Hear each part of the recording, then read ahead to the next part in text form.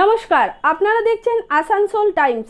আমি আপনাদের সঙ্গে সুজাতা। বিস্তারিত খবরে যাওয়ার আগে দেখে নেব आपके मकान को बनाए आपके सपनों का आशियाना डेकोर वॉलपेपर। लजीज खाने के शौकीन लोगों के लिए अच्छी खबर।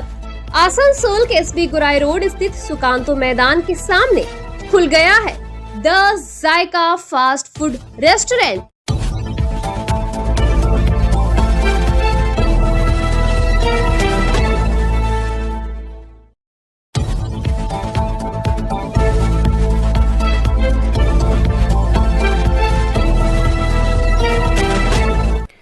গরু পাচার মামলায় অভিযুক্ত তৃণমূল কংগ্রেসের নেতা অনুব্রত মণ্ডলকে আজ আসানসোল জেলা হাসপাতালে স্বাস্থ্য পরীক্ষার জন্য নিয়ে আসা হয়। আসানসোল সংশোধনাগার থেকে করা সুরক্ষার ব্যবস্থার মধ্যে অনুব্রত মণ্ডলকে আসানসোল জেলা হাসপাতালে নিয়ে আসা হয়, যেখানে তার শারীরিক পরীক্ষা করা হয়।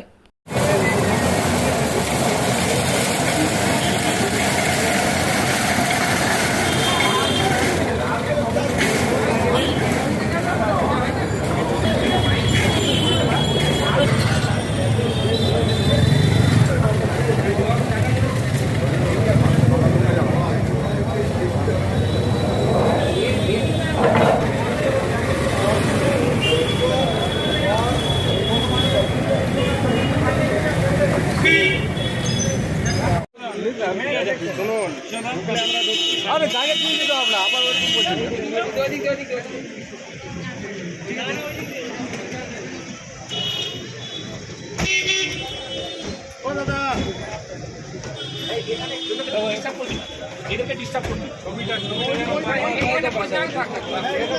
दादा साहब सर एक सामने सर दादा एक ओ दादा दादा दादा शरीरটা কিরকম দাদা দাদা। আসানসোল দুর্গাপুর পুলিশ কমিশনারেট সময়ে সময়ে বিভিন্ন ধরনের অপরাধ দমনে দারুণ সাফল্য পাচ্ছে। অপরাধীদের ধরার সাথে সাথে উদ্ধার করা হচ্ছে চুরি যাওয়া জিনিসপত্র। আজ শ্রীপুর ফাঁড়িতে এক সংবাদ সম্মেলন আয়োজন করেন এসিপি 2 সীমন্ত ব্যানার্জি। শ্রীপুর ফাঁড়ির আইসি শেখ রিয়াজউদ্দিন তিনি জানান যে অনেক দিন ধরেই পুলিশের কাছে তথ্য ছিল যে এখানে মোবাইল চুরি চক্রর কাজ করছে। অবশেষে অনেক চেষ্টার পর বিকি কুমার নোনিয়া নামে এক ব্যক্তিকে আটক করা হয়েছে এবং তার কাছ থেকে 42টি মোবাইল বাজেয়াপ্ত করা হয়। সে জানায় সে নিঘার একটি ভাড়া বাড়িতে থাকে। সে জানায় যে তার একটি গ্যাং আছে যেখানে একটি শিশুও রয়েছে এবং এর মাধ্যমে সে এইসব অপরাধ করত। এসিপি সীমন্ত ব্যানার্জি বলেন, অপরাধী তার অপরাধ স্বীকার করেছে, তাকে রিমান্ডে নিয়ে জিজ্ঞাসাবাদ করা হবে এবং এই গ্যাংটির যোগসূত্র কোথায় কোথায় যুক্ত তা খুঁজে বের করার চেষ্টা করা হবে। গতকাল আমাদের শ্রীপুর ফাঁড়ির অফিসারের কাছে একটা ইনফরমেশন ছিল। সেটা শ্রীপুর ফাঁড়ির আইসি রিয়াজ এবং অন্যান্য যে অফিসার মুকুল মণ্ডল এবং দেবাশিস এবং অন্যান্য অফিসাররা মিলে একটা জায়গা ওরা মোটামুটি আন্ডার সার্ভেলেন্স রাখে এবং এই খবরটা আমাদের কাছে অনেক দিন আগেই ছিল যে একটা গ্যাং মোবাইল নানা জায়গা থেকে চুরি করে, বাল্ক মোবাইল চুরি করে এখানে আসছে এবং কালকে সেইটা যখন ম্যাচিওর করে ইনফরমেশনটা, তখন আমরা কালকে ওকে যখন অ্যাপ্রিহেন্ড করা হয় এবং অ্যাকর্ডিংলি ওকে সার্চ করার পর ওর কাছ থেকে এই যে মোবাইলগুলো উদ্ধার হয়েছে, এই মোবাইলগুলো উদ্ধার হয় এবং ওকে যখন জানতে চাওয়া হয় তখন ও বলে যে এগুলো চোরাই মোবাইল এবং আরও ডিটেলসে পরে ওকে জিজ্ঞাসাবাদ করে যতটুকু জানা যায় যে ওরা একটা গ্যাং আছে, একটা বাচ্চা আছে ওদের সাথে এবং ওর আর এক ছেলে আছে। এরা চুচড়োর একটা জায়গায় ওরা ঘর ভাড়া নিয়েছে এবং নিয়ে ওই সারাউন্ডিংসে ওরা এই মোবাইলগুলো বাজার এবং ট্রেন এবং অন্যান্য জায়গা থেকে চুরি করছে এবং চুরি করার পর ওরা এখানে আবার নিয়ে চলে আসে। এখানে অন্য জায়গা থেকে, বর্ডারিং এরিয়া থেকে ক্রেতা আসছে চোরাই মালের যে কেনে আর কি, আসার পর এখান থেকে ওগুলো অ্যাভারেজ 7,000-8,000 টাকা করে প্রত্যেকটা অ্যান্ড্রয়েড ফোনই, প্রত্যেকটাই কস্টলি ফোন, কোনোটা 8,000, কোনোটা 9,000, কোনোটা 10,000, সেই হিসাবে ওদের হ্যান্ডওভার করছে এবং এই ফোনগুলো পরবর্তীকালে বর্ডারিং এরিয়া ওদিকে চলে যাচ্ছে। তা আমরা প্রত্যেকটা from starting point to end আমরা সবই দেখছি, আন্ডার ইনভেস্টিগেশন আছে। এটা সিপুর ফাঁড়ির অফিসাররা সত্যি খুব ভালো কাজ করেছে, ইটস গ্রেট অ্যাচিভমেন্ট। এটা কোথা থেকে ধরলেন এবং নামগুলো যদি বলেন? এটা শ্রীপুর ফাঁড়ির আন্ডারের জায়গা থেকেই ধরা হয়েছে। হ্যাঁ, আরও ডিটেলসে পরে আমরা আবার এই যখন আমরা রিমান্ডের পরে যখন ফেরত যাবে আর একবার আপনাদের জানিয়ে দেবো স্যার। স্যার কত মোবাইল আছে স্যার? এই তো যা আছে আপনাদের সামনেই আছে, কাউন্টিং 42। আর স্যার যে ধরেছেন ওকে নামটা ভিকি কুমার ওর নাম হচ্ছে ভিকি কুমার নুনিয়া। একজন হুম, কোথাকার বাসিন্দা? এখানকারই নিগার নিঘারি বাসিন্দা। এনার কি আগে কোনো প্রিভিয়াস রেকর্ড আছে আপনার ইয়ে? আচ্ছা আছে। আচ্ছা কয়েকবার অ্যারেস্ট হয়েছে। Thank you. त्योहारों के मौसम में परिवार के साथ घूमना किसे पसंद नहीं है, और घूमने के बाद शानदार रेस्टोरेंट में सपरिवार लंच हो या डिनर, जैसे सोने पे सुहागा। आसनसोल वासियों के त्योहारों को और भी खुशगवार बनाने के लिए बाईपास के किनारे पलाश डीहा में है Bengal food court family restaurant. यहाँ आपको मिल जाएगा बिल्कुल पारिवारिक माहौल में और वाजिब कीमतों पर एक से एक लजीज व्यंजनों का स्वाद। दुर्गा पूजा के लिए यहाँ विशेष थाली का इंतज़ाम भी किया गया है, जिससे त्योहारों की खुशियों में चार चांद लग सके। तो याद रखिए, Bengal food court family restaurant, Palash Diha, near Jubilee मोड़, राष्ट्रीय राजमार्ग 2 के किनारे।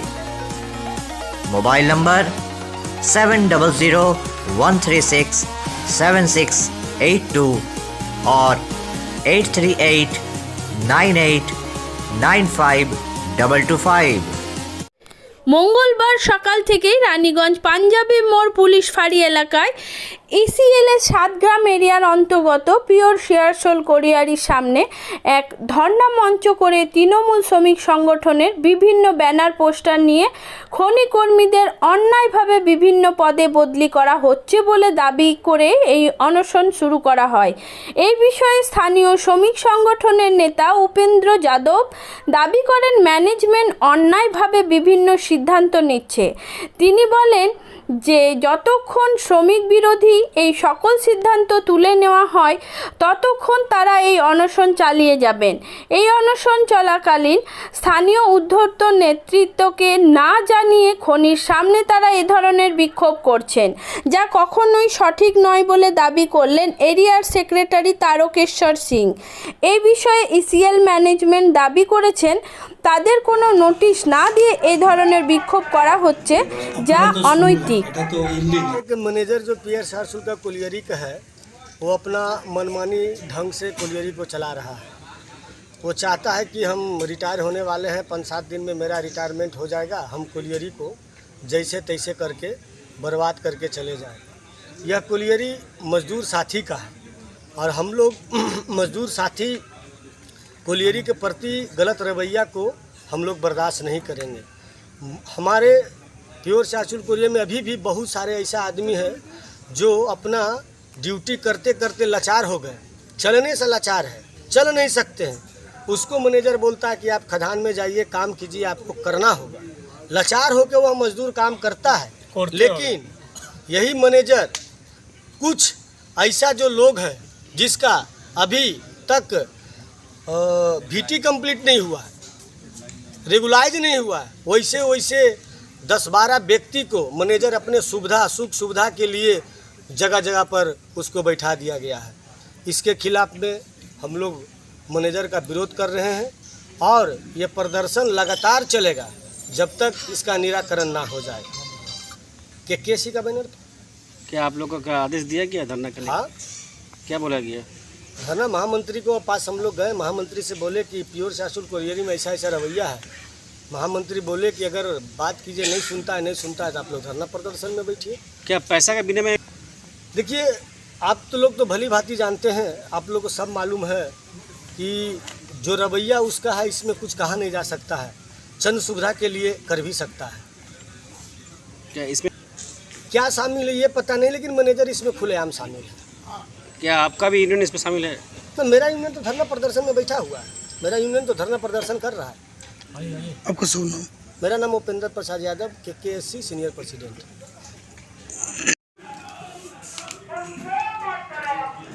আপনারা তো শুনলেন, এটা তো ইলিগাল, কোনো ইনফরমেশন নেই, কোনো ইয়ে নেই, প্লাস এটা ইন্টেনশনাল ফালতু একটা নিউসেন্স ক্রিয়েট করা। যে মাইন্ডটা 20% পজিটিভ গ্রোথ করছে, সে মাইন্ডটা এই সপ্তাহ তো সানডে চালানোর জন্য উঠে পড়ে সবাই লেগেছে।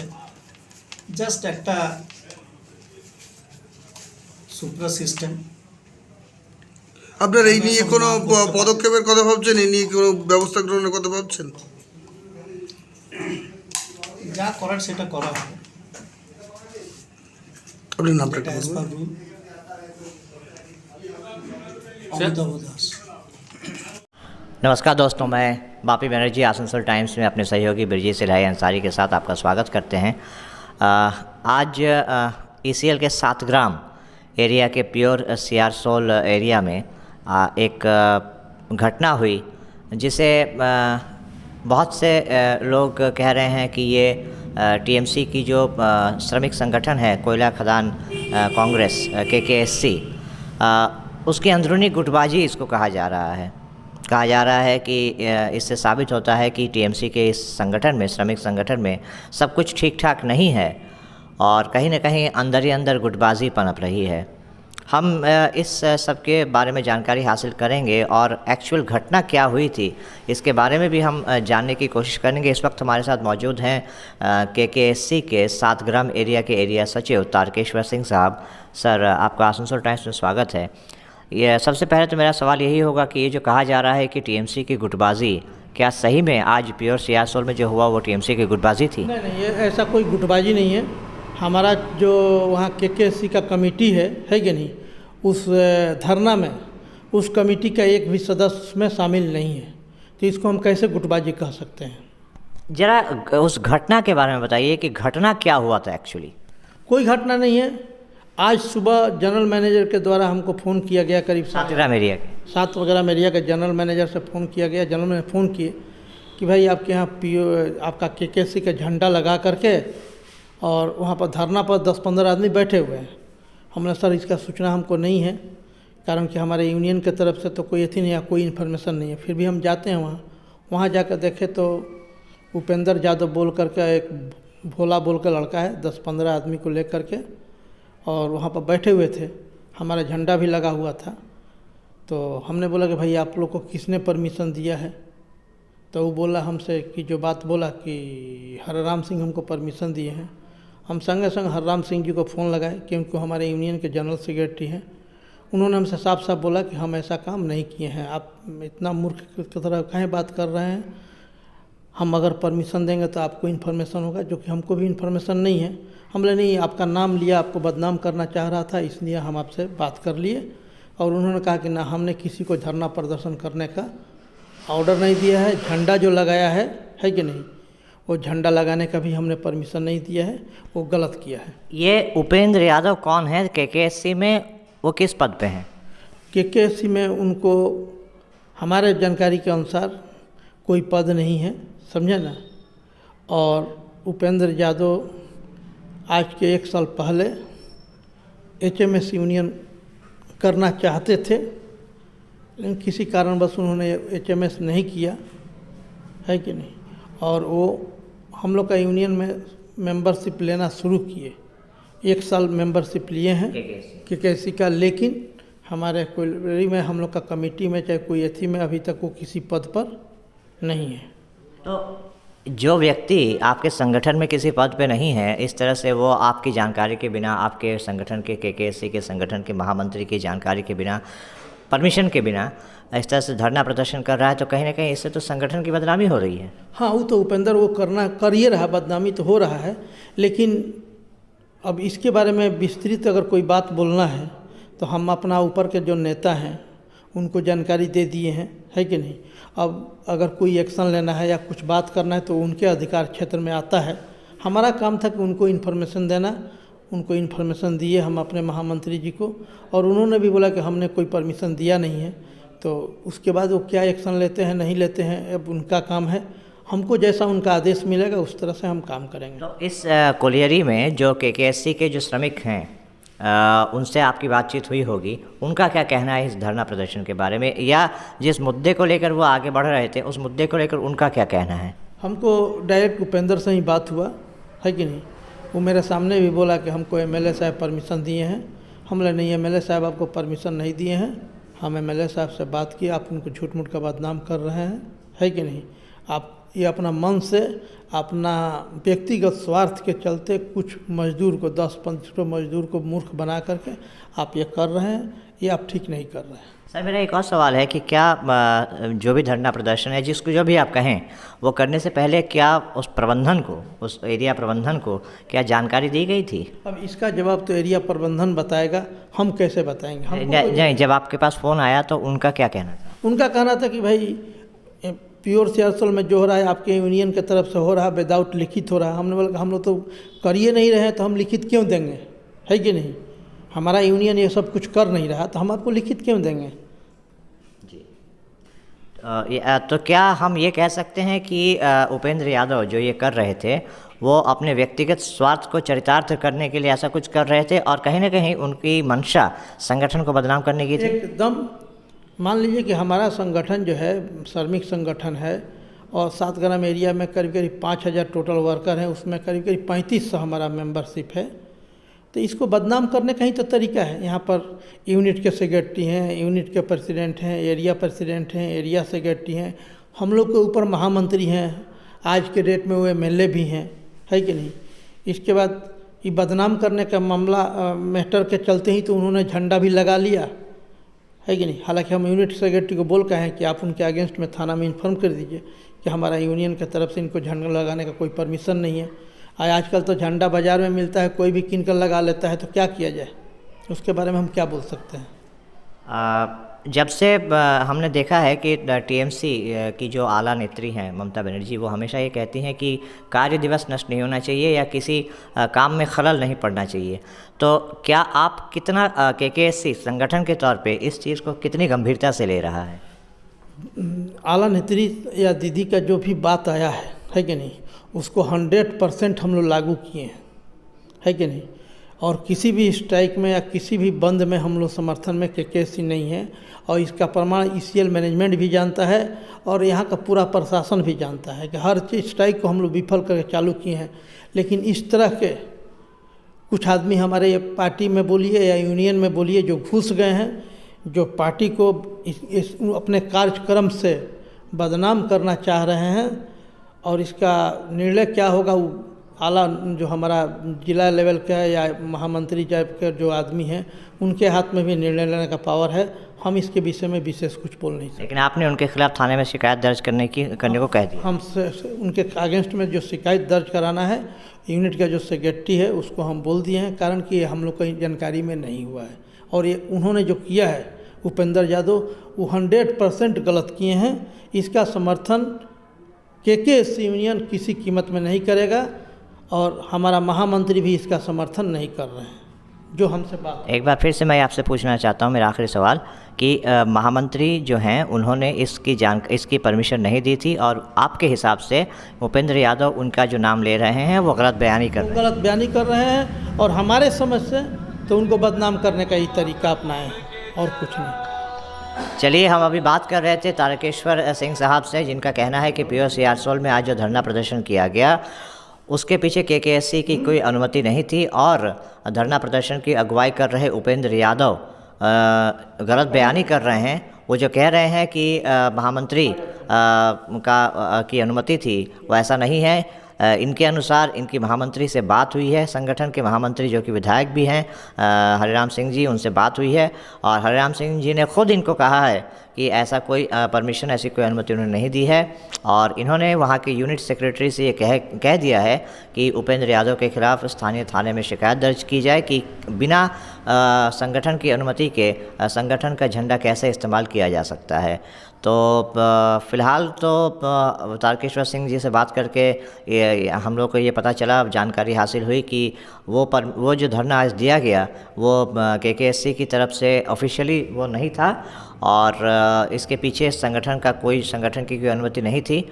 खैर, आसनसोल टाइम्स इस मुद्दे पर बना रहेगा, हम अपनी नज़रें इस पर बनाए रखेंगे और जैसे जैसे इस ये घटनाक्रम आगे बढ़ता है पल पल की जानकारी आप तक पहुंचाते रहेंगे। उसके लिए आपको बने रहना होगा आसनसोल टाइम्स के साथ। अभी के लिए मुझे बापी बनर्जी अपने सहयोगी ब्रिजी से अंसारी के साथ दीजिए इजाज़त। नमस्कार। আসানসোল পৌরসভার 85 নম্বর ওয়ার্ড অন্তর্গত সাদাপুকুর এলাকায় বিগত 22 বছর ধরে মা কালীর পুজো করা হচ্ছে। এই বছরও ধুমধাম করে এখানে মা কালী পূজা করা সম্পূর্ণ হলো। 85 নম্বর ওয়ার্ডের কাউন্সিলর কল্যাণী রায় ফিতে কেটে এই পুজোর উদ্বোধন করেন। এখানে সাদাপুকুর কালী পূজা কমিটির সদস্যবৃন্দ সহ স্থানীয় বাসিন্দারা উপস্থিত ছিলেন। এই বিষয়ে সাংবাদিকদের মুখোমুখি হয়ে কল্যাণী রায় বললেন যে তিনি এখানে এসে অভিভূত এবং পুজোর ব্যবস্থাপনা তার খুব ভালো লেগেছে। আমি সাদাপুকুর থেকে বলছি। সাদাপুকুরে আমাদের এই কালী পুজোটি 22তম পদার্পণ করলো আর কি। 22 বছর ধরে চলছে। এখানে আমরা খুব ইউনিটি আমাদের খুব ভালো, আমরা খুব ভালোভাবে এখানে আছি, সবাই মিলেমিশেই থাকি এবং সব মহিলারাই আমরা খুব ভালোভাবে কাজ করি। এই আজই আমরা পুজোর দিনে ভোগ রান্না করা, ফল কাটা, সব কিছুতে আমরা সবাই মিলে একসাথে করি এবং ছোট ছোট যারা বাচ্চা জুনিয়র ছেলেরা আমাদের পাশে থাকে, সবার সহযোগিতায় আমাদের এই পুজোটা খুব শান্তিভাবে হয়। আমরা যেন